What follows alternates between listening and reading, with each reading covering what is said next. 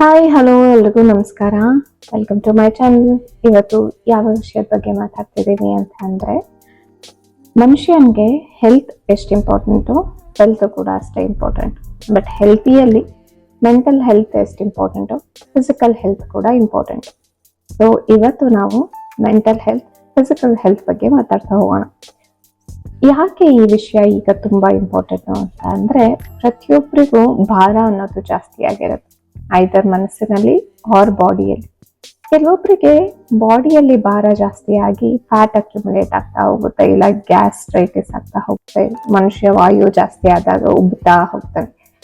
ಅದೇ ಮನಸ್ಸಿನಲ್ಲಿ ಭಾರ ಆದಾಗ ಅದೇ ಉಬ್ಬುವಿಕೆ ಜಾಸ್ತಿ ಆಗಿ ಹೃದಯಾಘಾತ ಆಗುತ್ತೆ, ಅಥವಾ ಡಿಪ್ರೆಷನ್ಗೆ ಹೊಟ್ಟೋಗ್ತಾರೆ, ಯಾರಿಗೂ ಹೇಳದಂತ ಪರಿಸ್ಥಿತಿಗಳಿಗೆ ಹೊಟ್ಟೋಗ್ಬಿಡ್ತಾರೆ. ಈ ಎಲ್ಲಾ ಭಾರಗಳನ್ನ ಯಾಕೆ ನಾವು ಹೊತ್ಕೊಂಡು ತಿರಗಬೇಕಾಗತ್ತೆ? ಹಾಗೆ ತೆಗ್ದಿಡೋದಕ್ಕಾಗಲ್ವಾ? ಈ ಭಾರಗಳೇ ಇಲ್ಲದೆ ನಾವು ಬದುಕೋದಕ್ಕಾಗಲ್ವಾ? ಮಗುವಿನ ತರ ಇರೋದಕ್ಕಾಗಲ್ವಾ? ಮಕ್ಕಳನ್ನ ನೋಡಿದ್ರ ಎತ್ಕೊಂಡ್ರು ಎಷ್ಟು ಹಗುರವಾಗಿರ್ತಾರೆ. ಯಾವ್ದಾದ್ರೂ ಮಗು ಭಾರ ಅನ್ಸಿದ್ಯಾ? ನಿಮ್ಮ ಮನಸ್ಸಿನಲ್ಲಿ ಭಾರ ಇದ್ರೆ ಅವದನ್ನ ಎತ್ಕೊಂಡಾಗೂ ಭಾರ ಅನ್ಸುತ್ತೆ, ಬಿಟ್ರೆ ಯಾವ ಮಗುವೂ ಕೂಡ ಭಾರವಾಗಿರಲ್ಲ. ವೈ? ಬಿಕಾಸ್ ಅವ್ರು ಯಾವ್ದನ್ನು ಕ್ಯಾರಿ ಮಾಡ್ತಾ ಇರಲ್ಲ, ಎಲ್ಲಾನು ಆ ನಿಮಿಷಕ್ಕೆ ಆ ಮೊಮೆಂಟ್ಗೆ ಏನ್ ಬೇಕೋ ಹಾಗೆ ಮಾಡಿ ಹೋಗ್ತಾ ಇರ್ತಾರೆ. ದೊಡ್ಡವರಾಗಿ ಬೆಳೀತಾ ಈ ವಿಷಯಗಳನ್ನ ನಾವು ಮರ್ತೋಗ್ತಾ ಇದ್ದೀವಿ. ಪ್ರತಿ ದಿನದಲ್ಲೂ ಲೆಟ್ ಗೋ ಅನ್ನೋದನ್ನ ಮರ್ತೋಗ್ತಾ ಇದೀವಿ, ಆ ವಿಷಯನ ಅಲ್ಲೇ ಬಿಡೋದನ್ನ ಮರ್ತೋಗ್ತಾ ಇದೀವಿ. ಹೊಸದಾಗಿ ಏನೇ ಆದ್ರೂ ಅಕ್ಸೆಪ್ಟ್ ಮಾಡ್ಕೊಳ್ಳೋದನ್ನ ಮರ್ತೋಗ್ತಾ ಇದೀವಿ. ಯಾಕೆ ಈ ತರ ಆಗೋಗ್ತಾ ಇದೆ ಅಂದ್ರೆ, ನಾವು ನಮ್ಮನ್ನ ಒಂದು ಫಿಕ್ಸ್ಡ್ ಮೈಂಡ್ ಸೆಟ್ ಅಥವಾ ಒಂದು ಬೌಂಡ್ರಿ ಹಾಕೊಂಡ್ಬಿಟ್ಟಿದೀವಿ, ನಾವಿರೋದೇ ಹೀಗೆ ಅಂತ. ನೋಡಿ ಸ್ವಾಮಿ, ನಾವಿರೋದೇ ಹೀಗೆ ಅನ್ನೋ ಹಾಗೆ ಎಲ್ಲರೂ ಹೀಗೆ ಆಗೋಗ್ಬಿಟ್ಟಿದೀವಿ. ಬಟ್ ಇದರಿಂದ ಹೊರಗೆ ಬಂದು ಒಂದು ಸ್ವಲ್ಪ ಚೇಂಜಸ್ ಮಾಡ್ಕೊಂಡ್ರೆ ಮನಸ್ಗೂ ದೇಹಕ್ಕೂ ತುಂಬಾನೇ ಹೆಲ್ಪ್ ಆಗುತ್ತೆ. ದೇಹಕ್ಕೆ ವ್ಯಾಯಾಮ ಅನ್ನೋದು ತುಂಬಾ ಇಂಪಾರ್ಟೆಂಟ್, ಹಾಗೇನೆ ಮನಸ್ಸಿಗೆ ವ್ಯಾಯಾಮ ಅನ್ನೋದು ಇನ್ನೂ ಇಂಪಾರ್ಟೆಂಟ್. ದೇಹದ ವ್ಯಾಯಾಮ ಅಂದ್ರೆ ಜಿಮ್ಗೆ ಹೋಗ್ಬೋದು, ವಾಕಿಂಗ್ ಮಾಡ್ಬೋದು, ಸೈಕ್ಲಿಂಗ್ ಮಾಡ್ಬೋದು, ಅಥವಾ ಸುಮ್ಮನೆ ಒಂದು ಗಾಳಿಯಲ್ಲಿ ಕುತ್ಕೊಂಡ್ರು ವ್ಯಾಯಾಮ ಆಗ್ತಾ ಹೋಗುತ್ತೆ. ಅಂದ್ರೆ ಓಡಾಡ್ತಾ ಇದ್ರೆ ವ್ಯಾಯಾಮ ಆಗ್ತಾ ಹೋಗುತ್ತೆ. ಇಲ್ಲ ನಾನು ನಿಂತ್ಕೊಂಡೇ ಇರ್ತೀನಿ ಅಂದ್ರೆ ಒಂದ್ಸಲ ಆ ಫ್ರೆಶ್ ಏರ್ ತಗೊಳ್ಳೋದ್ರಿಂದನೂ ಎಷ್ಟೋ ಸಲ ರಿಲ್ಯಾಕ್ಸ್ ಆಗುತ್ತೆ. ಬಟ್ ಮನಸ್ಸಿಗೆ ವ್ಯಾಯಾಮ ಬೇಕೇ ಬೇಕು. ಅಂದ್ರೆ ಮನಸ್ಸಿಗೆ ವ್ಯಾಯಾಮ ಪ್ರತಿಯೊಬ್ಬರು ಮಾಡ್ಲೇಬೇಕು. ಯಾಕೆ ಅಂದ್ರೆ ನಮ್ಮಲ್ಲಿ ಲೆಟ್ ಗೋ ನೇಚರ್ ಇಲ್ಲ. ನಮ್ಮ ಮನೆಯಲ್ಲೇ ಆಗಿರ್ಬೋದು, ನಮ್ಮ ಸರೌಂಡಿಂಗ್ ಅಲ್ಲೇ ಆಗಿರ್ಬೋದು, ಹೊರಗಡೆ ಹಾಕೋದನ್ನ ಯಾರು ಹೇಳ್ಕೊಡ್ತಾರೆ? ಯಾಕೆ ಹೇಳ್ಕೊಡ್ತಾ ಇಲ್ಲ ಅಂದ್ರೆ, ಅವರು ಹೇಳ್ಕೊಟ್ಟಿದ ತಕ್ಷಣ ಅಥವಾ ಅವರು ಅದನ್ನ ಪ್ರಾಕ್ಟೀಸ್ ಮಾಡಿದ ತಕ್ಷಣ ಅವರು ಕೆಳಗೆ ಅಂತ ತಿಳ್ಕೊಂಡ್ಬಿಡ್ತಾರೆ. ಅಯ್ಯೋ ನೋಡು ಅಳ್ತಾ ಇರ್ತಾನೆ, ಅಯ್ಯೋ ನೋಡು, ಬರೀ ಇನ್ಸೆಕ್ಯೂರಿಟೀಸ್ ನ ಫೀಲ್ ಮಾಡ್ತಾ ಇರ್ತಾರೆ. ಯಾವುದೇ ಮನುಷ್ಯ ಅಳ್ತಾ ಇದ್ದಾನೆ ಅಂದ್ರೆ ಅವನ ಎಮೋಷನ್ಸ್ ನ ಅವನು ಹೊರಗಡೆ ಆಗ್ತಾ ಇದ್ದಾನೆ. ಲೆಟ್ ಇಟ್ ಗೋ. ಅದು ಹೊರಗಡೆ ಹೋಗ್ಬೇಕು, ಹೋದ್ರೇನೆ ಅವನು ಫೀಲ್ ರಿಲ್ಯಾಕ್ಸ್ಡ್ ಅಥವಾ ಲೈಟ್ ಆಗಿ ಫೀಲ್ ಆಗ್ತಾರೆ. ಕೆಲವರಿಗೆ ಅಳೋದಕ್ಕಾಗಲ್ಲ, ಏನಕ್ಕೆ ಅಂದ್ರೆ ಸಣ್ಣ ಮಕ್ಕಳಿಂದ ಹೇಳ್ತಾ ಬಂದಿರ್ತಾರೆ, ನೋಡು ಅಳ್ಬೇಡ, ಬ್ಯಾಡ್ ಬಿಹೇವಿಯರ್, ಬ್ಯಾಡ್ ಮ್ಯಾನರ್ಸ್, ಇದು ಎಲ್ರು ಮುಂದೆ ಅಳ್ತಾರ, ಅಳ್ಬಾರ್ದು ಅಂತ ಹೇಳ್ತಾ ಬರ್ತಾರೆ. ಬಟ್ ಎಷ್ಟೋ ಸಲ ಅಳೋದು it's a very good remedy for cleansing up, ಅಥವಾ ನಿಮ್ಮ ಬಾಡಿಯಲ್ಲಿ, ನಿಮ್ಮ ಮೈಂಡ್ ಅಲ್ಲಿಂದ ಆ ಸಿಚುಯೇಷನ್ಸ್ ನ ಹೊರಗಡೆ ಹಾಕೋದಕ್ಕೆ, ಆ ಎಮೋಷನ್ಸ್ ನ ಹೊರಗಡೆ ಹಾಕೋದಕ್ಕೆ it is a very easy thing. ಯಾವಾಗ ನೀವು ಮುಗಿಸ್ಬಿಡ್ತಿರೋ ಅಲ್ಲಿಗೆ ಟಾಪಿಕ್ ನ ಮುಗಿಸ್ಬಿಡ್ಬೇಕು, ಮುಗ್ದೋಯ್ತು ಅನ್ಕೋಬೇಕು. ನಾನೀಗ ಅಳ್ತಾ ಇದ್ದೇನೆ, ಇದು ಹೊರಟೋಗುತ್ತೆ ಅಂತ ನೀವು ಮೈಂಡ್ ಸೆಟ್ ಮಾಡ್ಕೊಂಡು ಅಳ್ತು ಬಿಡ್ಬೇಕು. ಅದನ್ನ ಬಿಟ್ಬಿಟ್ಟು ಇವತ್ತು ಅಳ್ತೀನಿ, ನಾಳೆನೂ ಅಳ್ತೀನಿ, ನಾಳಿದ್ದು ಅಳ್ತೀನಿ, ದಿನ ಸಾಯೋರ್ಗೆ ಅಳೋನ್ ಯಾರು ಅನ್ನೋಂಗೆ ಪ್ರತಿ ದಿನಾನು ಅಳ್ತಾ ಇದ್ದೀನಿ ಅಂದ್ರೆ that is a very bad situation and very bad manners ಆಗುತ್ತೆ. ಸೊ ಹಾಗಾಗಿ ಲೆಟ್ ಗೋ ಮಾಡೋದಕ್ಕೆ ವೆರಿ ಈಸಿಯೆಸ್ಟ್ ಅಂದ್ರೆ ಅಳೋವಂಥದ್ದು. ಇಲ್ವಾ, ಮನಸ್ಸು ತುಂಬಾ ಆ ವಿಷಯನ ನೆನ್ಸ್ಕೊಂಡು ನಗುವಂಥದ್ದು. ನಿಮ್ಮನ್ನ ನೀವೇ ಅಲ್ಲಿ ನಡೆದಿರುವಂತಹ ವಿಷಯನ ಇನ್ನೊಂದ್ ರೀತಿ ಥಿಂಕ್ ಮಾಡಿದ್ರೆ ಹೇಗಿತ್ತಿತ್ತು ಅನ್ನೋದನ್ನ ಯೋಚನೆ ಮಾಡಿದ್ರೆ ಸಾಕು, ನಗು ಬರೋದಕ್ಕೆ ಶುರುವಾಗುತ್ತೆ. ಯಾಕೆ ಅಂದ್ರೆ ನೀವು ಯಾವಾಗೂ ಅದನ್ನ ಒಂದೇ ಪರ್ಸ್ಪೆಕ್ಟಿವ್ ಆಗಿ ನೋಡ್ತಾ ಇರ್ತೀರಾ, ಒಂದೇ ವಿಷಯವನ್ನ ಅದೇ ಗಮನದಲ್ಲಿ ನೋಡ್ತಾ ಇರ. ಅದು ಬಿಟ್ಟು ಹೊಸದಾಗಿ ಏನಾದ್ರೂ ಯೋಚನೆ ಮಾಡ್ತಿದ್ದಾಗ ನಿಮ್ಗೆ ಆ ವಿಷಯ ಸಿರ್ಲಿ ಅನ್ಸುತ್ತೆ, ನೀವೇ ನಗ್ತೀರ. ಸೊ ಇದನ್ನಾದ್ರೂ ಫಾಲೋ ಮಾಡಿ. ಇಲ್ಲ, ನಂಗೆ ಇವೆರಡೂನು ಇನ್ನೊಂದ್ ತರ ಯೋಚನೆ ಮಾಡೋದಕ್ಕಾಗಲ್ಲ, ಯಾಕಂದ್ರೆ ನಾನ್ ಮೈಂಡ್ ಅನ್ನ ನಾನು ಹೀಗೆ ಇಟ್ಟಿರೋದು, ನಾನೇ ಬೌಂಡ್ರೀಸ್ ಹಾಕೊಂಡಿದ್ದೀನಿ ಅಂತಿರುವಾಗ ಲೆಟ್ ಗೋ ನೇಚರ್ಗೆ ವೆರಿ ಇಂಪಾರ್ಟೆಂಟ್ ಅಂದ್ರೆ ಜರ್ನಲಿಂಗ್ ಮಾಡ್ತಾ ಬನ್ನಿ. ಆ ವಿಷಯ ಯಾಕೆ ಆಯ್ತು ಅನ್ನೋದನ್ನ ಕುತ್ಕೊಂಡು ಯೋಚನೆ ಮಾಡಿ, ಕುತ್ಕೊಂಡು ಬರೀತಾ ಹೋಗಿ. ಸುಮ್ಮನೆ ಏನಾಯ್ತು, ಯಾಕಾಯ್ತು, ಹೇಗಾಗ್ಬೋದಿತ್ತು. ಸೊ ನಿಮ್ಗೆ ಅಲ್ಲಿ ಆನ್ಸರ್ಸ್ ಗೊತ್ತಾಗ್ತಾ ಹೋಗುತ್ತೆ. ಹೇಗೆ ಕ್ವೆಶನ್ ಮಾಡಿದ್ರೆ, ಏನ್ ಮಾಡಿದ್ರೆ ಸರಿ ಹೋಗುತ್ತೆ ಅಂತ. ಆ ಸಿಚುವೇಶನ್ ಅಲ್ಲಿ ಆ ರೀತಿ ರಿಯಾಕ್ಟ್ ಮಾಡೋಬಿಟ್ಟು ಬೇರೆ ಯಾವ ರೀತಿ ಮಾಡಿದ್ರೆ ಒಳ್ಳೇದಾಗ್ತಾ ಇತ್ತು ಅಂತ ನೀವೇ ಕೂರ್ತಾ ಹೋಗ್ತೀರಾ. ನಿಮ್ಮ ಸಬ್ ಕಾನ್ಶಿಯಸ್ ಅಲ್ಲಿ ಅಷ್ಟೆಲ್ಲ ಕೆಪಾಸಿಟಿ ಇದೆ, ಅಷ್ಟೆಲ್ಲ ಅನ್ವೈಂಡ್ ಮಾಡುವಂತಹ ಕೇಪಬಿಲಿಟಿ ಕೂಡ ಇದೆ.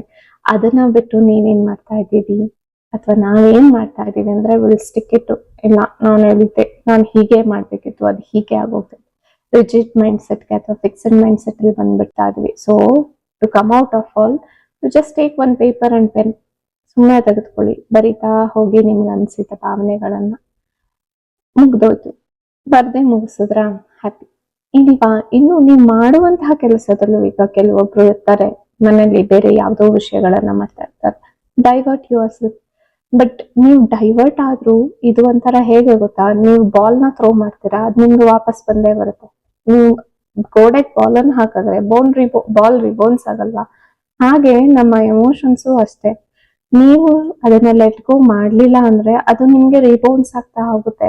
ಇವಾಗ ಇಲ್ಲಿ ಡಿಸ್ಟ್ರಾಕ್ಟ್ ಮಾಡೋದ್ನ ಒಂದ್ 5-10 ದಿವಸ ಯಾವ್ದೋ ಒಂದು ಬೇರೆ ಕೆಲಸದಲ್ಲಿ ಬಿಸಿ ಆಗೋದ್ನ ಮತ್ತೆ ಯಾವ್ದೋ ಒಂದು ರಿಯಾಕ್ಷನ್ಸ್ ಅಥವಾ ಯಾವ್ದೋ ಒಂದು ಆಕ್ಷನ್ಸ್ ಬಂದಿದ ತಕ್ಷಣ ಅದು ಟೋಟಲ್ ಹೋಲ್ ಎಪಿಸೋಡ್ ನ ರೀಕ್ಯಾಪ್ ಮಾಡ್ತಾ ಹೋಗುತ್ತೆ. ಏನ್ ನಡೆದಿರುತ್ತೋ ಅದನ್ನ ಮತ್ತೆ ರೀಕ್ಯಾಪ್ ಮಾಡಿ ಮತ್ತೆ ಬೇಜಾರ ಮಾಡೋದಕ್ಕೆ ಶುರು ಮಾಡುತ್ತೆ. ಅದಕ್ಕೆ ಆ ವಿಷಯನ ಅಲ್ಲೇ ಬಿಟ್ಟು ಅದ್ರಿಂದ ಮುಂದಕ್ಕೆ ಹೋದ್ರೇನೆ ಉಪಯೋಗ ಆಗುವಂಥದ್ದು. ಆವಾಗ ರೀಬೌನ್ಸ್ ಆದ್ರೂ ಇದಾಗಿತ್ತು ಅಂತ ಕಲ್ದೀತಾ ಹೋಗ್ತೀವ. ಅಂಡ್ ನಮ್ಮ ಸಬ್ ಕಾನ್ಶಿಯಸ್ ಅಥವಾ ನಮ್ಮ ಬ್ರೈನ್, ನಮ್ಮ ಮೈಂಡ್ ಏನಿದೆಯೋ ಯಾವತ್ತು ನಮ್ಗೆ ಹರ್ಟ್ ಮಾಡೋದಕ್ಕೆ ಇಷ್ಟಪಡಲ್ಲ.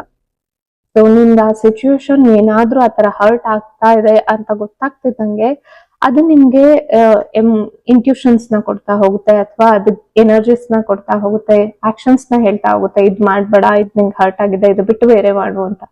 ಸೊ ಅದನ್ನ ಸ್ವಲ್ಪ ಗಮನ ಕೊಟ್ಟು ನೋಡ್ಬೇಕು.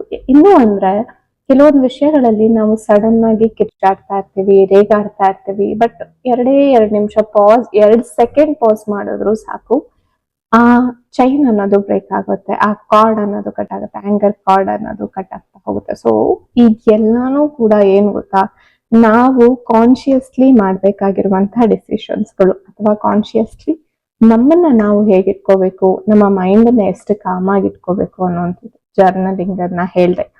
ಅಂಡ್ ಏನಾದ್ರೂ ಡೈವರ್ಟ್ ಮಾಡ್ತಾ ಇದ್ರೆ ಆಕ್ಷನ್ಸ್ ನ ಅದನ್ನ ಮಾಡಿ ಅಂತ ಹೇಳ್ದೆ. ಇನ್ನು ಅಂದ್ರೆ ಸುಮ್ಮನೆ ಒಂದು 10 ನಿಮಿಷ ಎಲ್ಲಾದ್ರೂ ಒಂದು ಪ್ರಶಾಂತವಾಗಿರೋ ಜಾಗಕ್ಕೆ ಹೋಗಿ ನಿಮ್ಮನ್ನ ನೀವೇ ಕುತ್ಕೊಳ್ಳಿ, ಅನಲೈಸ್ ಮಾಡ್ತಾ ಹೋಗಿ, ನಾನ್ ಮಾಡಿದ್ ಸರಿನಾ, ಏನ್ ಮಾಡ್ಬೋದಿತ್ತು, ಯಾಕೆ ಈ ತರ ಮಾಡ್ದೆ, ಇದ್ ಮಾಡಿಲ್ಲ ಅಂದಿದ್ರೆ ಬೇರೆ ಏನ್ ಮಾಡ್ಬೋದಿತ್ತು ಅನ್ನೋದನ್ನ ಯೋಚನೆ ಮಾಡಿ. So you'll find it answer. ನಮ್ಗೆ ಆನ್ಸರ್ಸ್ ಹುಡ್ಕೋದಕ್ಕೆ ಪುರ್ಸೊತ್ತಿಲ್ದಿರೋ ಅಂತ ಸಿಚುಯೇಷನ್ ಬಂದ್ಬಿಟ್ಟಿದೀವಿ. ಯಾಕೆ ಅಂದ್ರೆ ಅಯ್ಯೋ ಬಿಡು, ಹೋಗುತ್ತೆ ಬಿಡು, ಸರಿ ಹೋಗುತ್ತೆ ಬಿಡು ಅನ್ಕೊಂಡು ಒಂದ್ರಿಂದ ಒಂದು ತಪ್ಪು ಮಾಡ್ತಾ ಇದೀವಿ.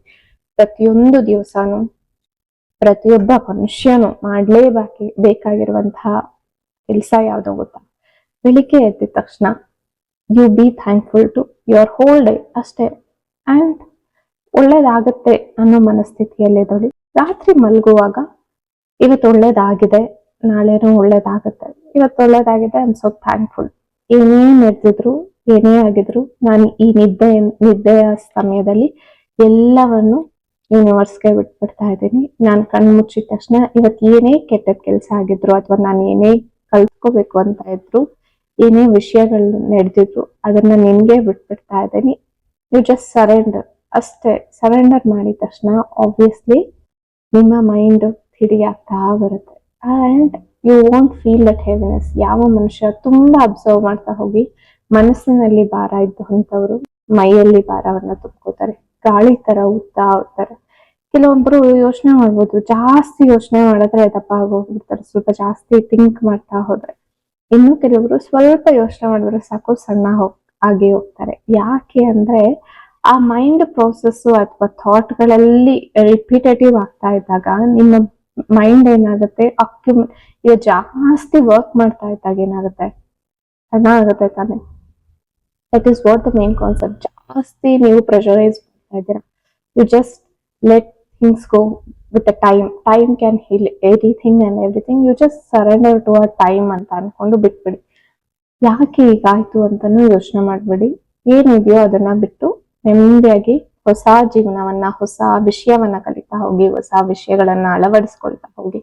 ಈ ತರ ಮಾಡೋದ್ರಿಂದ ಮೈಂಡು ಬಿಸಿ ಆಗಿರುತ್ತೆ ಅಂಡ್ ನೀವು ಆ ಸಿಚುವೇಶನ್ಸ್ ಹೊರಗೆ ಬರ್ತೀರಾ. ಪ್ರತಿದಿನ ರಾತ್ರಿ ಒಂದು ಗ್ರಾಟಿಟ್ಯೂಡ್ ಅಂದ್ರೆ ಯು ಜಸ್ಟ್ ಸೇ, ನಮ್ಗೆ ಚಿಕ್ಕದ್ರಿಂದಾನು ಹೇಳ್ಕೊಡ್ತಾ ಬಂದಿರ್ತಾರೆ, ಮಲ್ಗೋಕ್ಕಿಂತ ಮುಂಚೆ ದೇವ್ರನ್ನ ನೆನ್ಸ್ಕೊಂಡ್ ಮಲ್ಕೊಳ್ಳಿ ಅಂತ ಹೇಳ್ತಾ ಇರ್ತಾರೆ.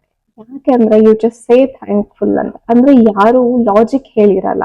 ಪ್ರತಿಯೊಂದು ವಿಷಯನೂ ನಮ್ದ್ರಲ್ಲಿ ಏನಾಗ್ತಾ ಇದೆ ಅಂದ್ರೆ, ನಮ್ಮ ಮಕ್ಕಳಿಗೆ ಅಥವಾ ನಮ್ಗೆ ಆದ್ರೂ ಲಾಜಿಕ್ ಹೇಳ್ಕೊಟ್ಟಿಲ್ಲ. ಮಾಡು ಅಂತ ಹೇಳೋದು, over A period of time ಮಾಡಿದ್ವಿ, ಆಮೇಲೆ ನಮ್ಗೆ ಬುದ್ಧಿ ಬಂದಿದ್ಮೇಲೆ ನಾವು ಸ್ಟಾಪ್ ಡೂಯಿಂಗ್, ಬೇಡ ಬಿಡು ಯಾರು ಮಾಡ್ತಾರೆ ಅಂತ ಅನ್ಸಿರುತ್ತೆ. ಬಟ್ ಇನ್ನು ಎಷ್ಟೋ ಜನ ಮಾಡ್ತಾ ಇರುವಂತಹ ಪ್ರಾಕ್ಟೀಸಸ್ ನ ಮಾಡ್ತಾ ಇರ್ತಾರಲ್ಲ. So you see there are you see their phases.